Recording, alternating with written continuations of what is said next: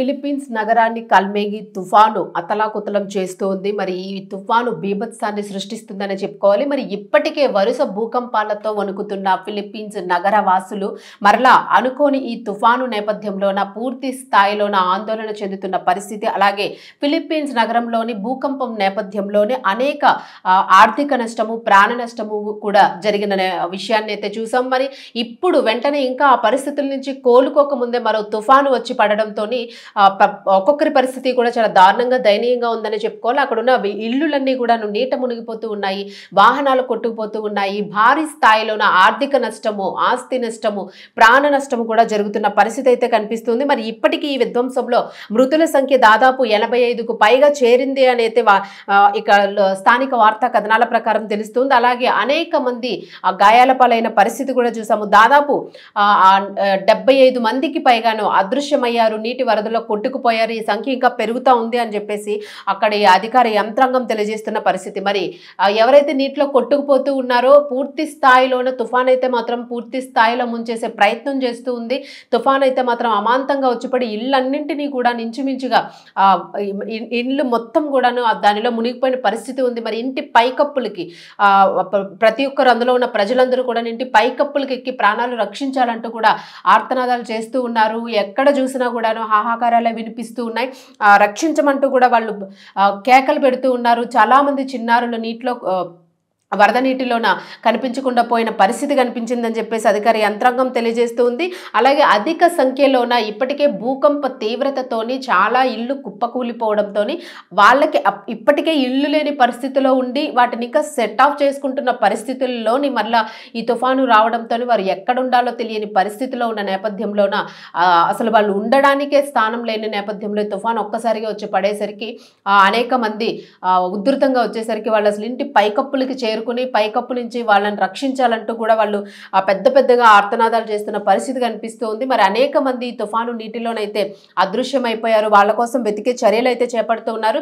మరి తుఫాను నేపథ్యంలో ముందస్తు జాగ్రత్తగా అంటే ఆల్రెడీ ముందరే వరుస భూకంపాలు వచ్చి పడినాయి కాబట్టి ఆ ప్రభుత్వ యంత్రాంగం అయితే మాత్రము అలర్ట్ అయి ఉన్నది. బట్ ఈ తుఫాను వస్తుంది, ఇంత స్థాయిలో వస్తుంది అని అయితే మరి క్యాలిక్యులేషన్స్ లేకపోవడం వల్ల ఇంత భారీ నష్టం జరిగిందా అనేదైతే కూడా ఒక పెద్ద ప్రశ్నగా కనిపిస్తుంది. మరి దీనికి సంబంధించి ఇంచుమించుగాను ముందస్తు జాగ్రత్తతో సుమారు 4 లక్షల మందిని ఏవైతే పల్లపు ప్రాంతాలు ఉంటాయో అక్కడ తుఫానుకి కొట్టుకుపోవాల్సిన ప్రాంతాలు ఏవైతే ప్రమాద స్థాయిలో ఉన్న ప్రాంతాలు ఉంటాయో ఈ ప్రాంతవాసులందరినీ కూడా ఇంచుమించుగా 4 లక్షల మందికి పైగా వీళ్ళందరినీ ముందుగానే సురక్షిత ప్రాంతాలకి తరలించేశాము అని చెప్పేసి అయితే అంటూ ఉన్నారు. అలాగే 186 దేశీయ విమాన సర్వీసులు కూడా ఈ తుఫాను నేపథ్యంలోన పూర్తిగా రద్దయినట్లుగా కనిపిస్తుంది. మరి దీనికి సంబంధించి తుఫాను కారణంగా దీవుల మధ్య నడిచే నౌకలు కూడాను పడవల్ని కూడా నిలిపేశారు, విమానాలని రద్దు చేశారు. అలాగే మరి తుఫాను ఇంచుమించుగా తుఫాను వస్తోంది అని అంటే తుఫాను వచ్చింది అని అంటే ఖచ్చితంగా సముద్రంలో అలజడి ఎక్కువగా పెరిగే అవకాశం ఉంటుంది. మరి ఈ నేపథ్యంలో ఏవైతే ఇంపోర్ట్స్ అండ్ ఎక్స్పోర్ట్ కి సంబంధించిన నౌకలు ఉంటాయో వీటన్నింటినీ కూడా ఆపేశాము, నిలిపేశాము అని చెప్పేసి అయితే అక్కడున్న ప్రభుత్వ యంత్రాంగం తెలియజేస్తుంది. మరి ఈ తుఫానుకు సంబంధించి చేపలకి సంబంధించిన ఎక్స్పోర్ట్స్ ఉంటాయి, ఇంకా అనేక కార్యకలాపాలకు సంబంధించి అనేక ఇంపోర్ట్స్ అండ్ ఎక్స్పోర్ట్ గూడ్స్ ఉంటూ ఉంటాయి వాటిల్లోని. మరి వాటికి సంబంధించి కూడా అన్నింటినీ ఆపేసాము. అలాగే చేపలకి సంబంధించి ముఖ్యంగా అక్కడ కూడా ఆ ప్రాంతంలో కూడా ఉండే ఫిషర్మెన్స్ ఫ్యామిలీస్ ఏవైతే ఉంటాయో వాళ్ళందరినీ కూడా సురక్షిత ప్రాంతాలకి తరలించాము అని చెప్తూ ఉన్నారు. మరి ఇంచుమించుగా 3000 మందికి పైగా ప్రయాణికులు, ట్రక్ డ్రైవర్లు దాదాపుగా 100 అయితే మాత్రం ఈ పోర్టులో ఇరుక్కుపోయాయి అని చెప్తున్నారు. ఏదైతే ఇతర ప్రాంతాల నుంచి వచ్చి అక్కడ డంప్ చేసి మళ్ళీ ఇక్కడ ఉన్న సరుకును తీసుకెళ్లడం, ఇట్లా ఏదైతే బిజినెస్ ఇంపోర్ట్ అండ్ ఎక్స్పోర్ట్ ఉంటుందో మరి ఇతర ప్రాంతాల నుంచి వచ్చిన నౌకలకి సంబంధించి కూడా ఇంచుమించుగా 3500 మందికి పైగా ప్రయాణికులు, అలాగే దానికి సంబంధించిన బోట్స్కి సంబంధించిన వాళ్ళు వీళ్ళందరూ కూడాను అక్కడ ఇరుక్కుపోయారు అని చెప్తూ ఉన్నారు. మరి షిప్స్లో ప్రయాణం చేసే వాళ్ళు కూడా ఉంటారు, మరి వాళ్ళు కూడా ఇరుక్కుపోయిన పరిస్థితి అయితే కనిపించింది. మరి వాళ్ళల్లో ఎంతమంది ప్రాణాలతో ఉన్నారు, ప్రాణాలు కోల్పోయారు, లేదా వాళ్ళకి ఎలాంటి ఇబ్బంది కలిగింది అన్న విషయం అయితే ఇంకా తెలియరాలేదు. మరి తీవ్ర వర్షాలు, ఆకస్మిక వరదలు ప్రజలకు ప్రజలైతే మాత్రం ఇళ్ల పైకప్పులకి వెళ్ళిపోయి వాళ్ళని రక్షించమంటూ కూడా ఆర్తనాదాలు చేస్తున్న పరిస్థితి, అనేక కార్లు కూడా నీటిలో కొట్టుకుపోయిన పరిస్థితిని అయితే చూస్తూ ఉన్నాము. మరి దీనికి సంబంధించి అగూసాన్ డెల్ సూర్ ప్రావిన్స్ లో సహాయక చర్యల కోసం వెళ్లిన ఫిలిప్పీన్స్ వాయుసేన హెలికాప్టర్ అయితే కుప్పకూలిపోయినట్లుగా తెలుస్తుంది. మరి ఏదైతే రక్షక చర్యలు అందించాలని చెప్పేసి ప్రభుత్వం ప్రయత్నం చేస్తూ ఉందో దాని నేపథ్యంలో వెళ్లిన హెలికాప్టర్ కూడాను ఆ గాలి ఉధృతికి, తుఫాను వీస్తున్న గాలి విండ్ స్పీడ్ కి తట్టుకోలేక హెలికాప్టర్ కూడా కుప్పకూలిపోయినట్టుగా ఇక్కడ అధికారులు అయితే తెలియజేస్తూ ఉన్నారు. మరి ఈ ప్రమాదంలోని ఇంచుమించుగా 6 సిబ్బంది మృతి చెందినట్లుగా కూడా తెలుస్తుంది.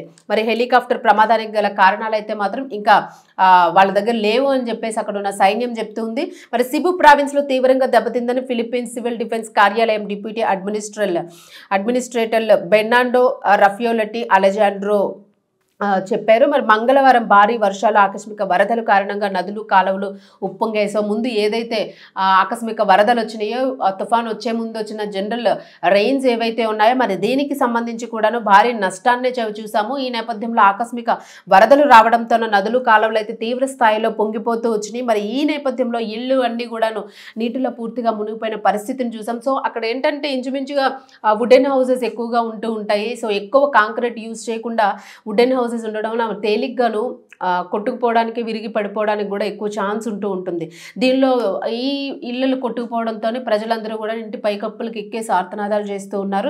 మరి ఇంచుమించుగా సిబులోని 49 మంది వరదల్లో మునిగి మరణించారని, మరికొందరు కొండ చర్యలు విరిగిపడి శిథిలాల కింద ఇరుక్కుపోయారని చెప్పేసి, చిక్కుకుపోయి ప్రాణాలు కోల్పోయారని చెప్పేసి అక్కడున్న అధికారులు, ప్రభుత్వ అధికారుల యంత్రాంగం అయితే మాత్రం వెల్లడించడం జరిగింది. సో ఆల్రెడీ ఏవైతే వరదలు వచ్చినాయో అక్కడున్న కొండ చర్యలు కూడా విరిగిపడిపోయి, కొండ చర్యల్లో విరిగిపడిపోయిన నేపథ్యంలో నటుగా వెళ్తున్న వారందరూ కూడా కొండ చర్యల కింద ఇరుక్కుపోయి కూడా అనేక మంది ప్రాణాలు కోల్పోయారని చెప్తూ ఉన్నారు. మరి ఈ ప్రాంతంలో దాదాపు ఇంచుమించుగాను 15 మందికి పైగా అదృశ్యమైనట్లుగా కూడా తెలుస్తుంది. సో ఎక్కువగా చూసుకుంటే ఆస్తి నష్టమే కాదు, ప్రాణ నష్టం కూడా తీవ్ర స్థాయిలో జరిగినట్లుగా ఇక్కడ కనిపిస్తుంది.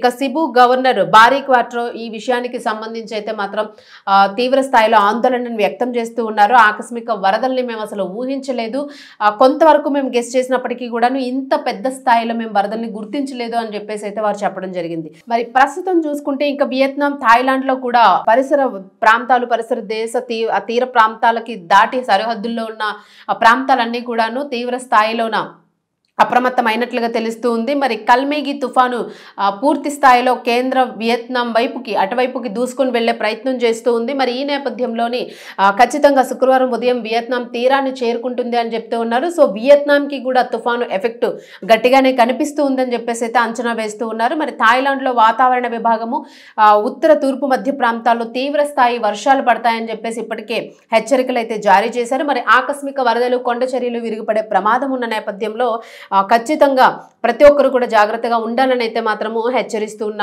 పరిస్థితి అయితే ఇక్కడ కనిపిస్తుంది.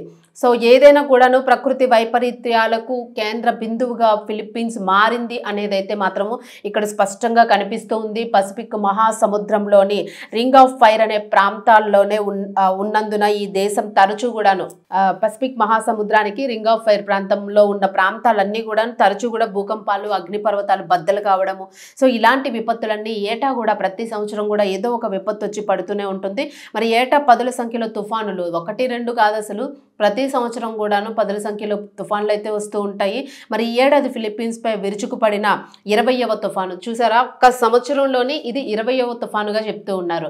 సో ఒక ఏడాదిలో ఇన్ని తుఫాన్లు వచ్చి వరదలు ముంచేసి ఆస్తి నష్టము, ప్రాణ నష్టము కలిగిస్తే అసలు మరలా వాళ్ళు కోరుకోవడానికి ఎంత టైం పడుతుంది? కోలుకునే లోపే మరలా ఇంకొక తుఫాన్ వచ్చి పడిపోతూ ఉంది.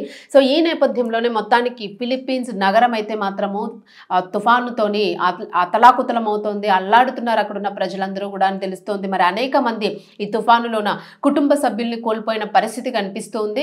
అధికార యంత్రాంగం అయితే మాత్రము దాదాపు అనేక మందిని, 4 లక్షల పైగా మందిని తీర ప్రాంతాలకైతే వాళ్ళు సురక్షిత ప్రాంతాలకైతే తరలించడం జరిగింది. అయినప్పటికీ కూడా ప్రతి ఒక్కరు అప్రమత్తంగా ఉండాలని చెప్పేసి అధికారులు పదే హెచ్చరిస్తున్న పరిస్థితులు కనిపిస్తూ ఉన్నాయి. మరి ఏదైతే వాళ్ళని రక్షించడానికి వాయుసేన విపత్తు నుంచి కాపాడడానికి వాళ్ళు చర్యలు తీసుకుంటూ ఉన్నారో మరి ఆ హెలికాప్టర్స్ కూడాను దీనిలో కొట్టుకుపోతున్నాయి, మునిగిపోతున్న పరిస్థితి కనిపిస్తుంది. ఆ గాలి ధాటికి తట్టుకోలేక మరి ఇటువంటి పరిస్థితుల్లో కూడా అధికార యంత్రాంగం చాలా కృషితోని అందరినీ కూడా కాపాడే ప్రయత్నం అయితే చేస్తూ ఉన్నారు ప్రాణాలకు తెగించి. సో మరి ఇప్పటికే చాలా మంది మరణించారు, చాలా మంది తీవ్ర గాయాల పాలయ్యారు. మరి అనేక మంది వరదల్లోన అసలు మాయమైపోయిన పరిస్థితి, వాళ్ళు ఎటు కొట్టుకుపోయారు, అసలు ఆ బాడీస్ కూడా దొరుకుతాయో దొరకవా అన్న పరిస్థితి కనిపిస్తుంది.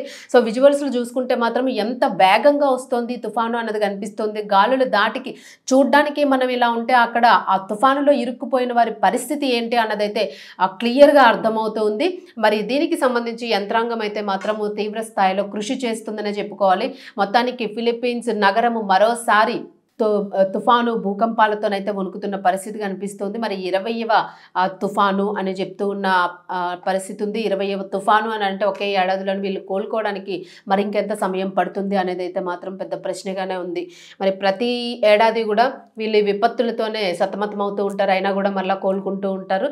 బట్ ఎంత అలవాటు అయినప్పటికీ కూడా కుటుంబ సభ్యుల్ని కోల్పోతూ ఉంటారు కాబట్టి తీవ్ర ప్రాణ నష్టం అయితే జరుగుతూ ఉంటుంది ప్రావిన్స్ ప్రాంతంలోని.